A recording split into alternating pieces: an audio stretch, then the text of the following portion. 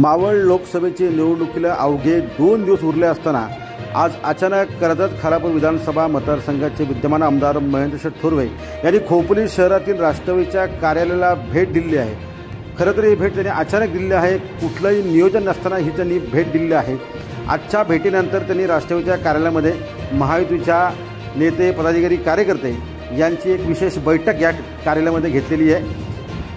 आमदारांनी उपस्थित सगळ्या महायुतीच्या नेत्यांना, पदाधिकारी, कार्यकर्ते यांना मार्गदर्शन देखील केलेलं आहे। परंतु राष्ट्रवादीचे कार्यकर्ते या भेटीपासून अनभिज्ञ होते। आमदार साहेब आपल्या ऑफिसला येतील, आपल्या कार्यालयामध्ये येतील अशी कुणकुणसुद्धा आमदारांनी लागून दिली नाही आणि अचानक आमदारांनी राष्ट्रवादीच्या कार्यालयाला भेट दिली नाही। मोठी चर्चा संपूर्ण मतदारसंघामध्ये सुरू आहे। यावेळी राष्ट्रवादीच्या शहरातल्या पदाधिकाऱ्यांनी आमदार महोदयांचं यावेळी पुष्पगुच्छ देऊन स्वागत, वेलकम करण्यात आलेलं आहे। यावेळी भाजप, मनसे, इतर सगळेच घटक पक्ष उपस्थित होते।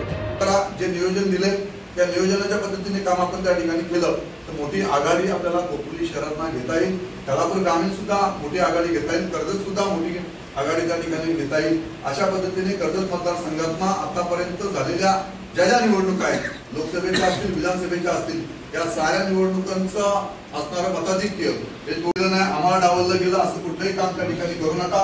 आपण सारेजण एकत्रपणे त्या ठिकाणी काम करा, याचा संदेश आपल्या वरिष्ठांकडे दिला जाईल। त्या माध्यमातून ज्या ठिकाणी जो काम सुकारपणा करणार आहे किंवा जो त्या ठिकाणी काम करणार आहे ह्याचा नाश सुद्धा आमच्यापर्यंत पोहोचणार आहे।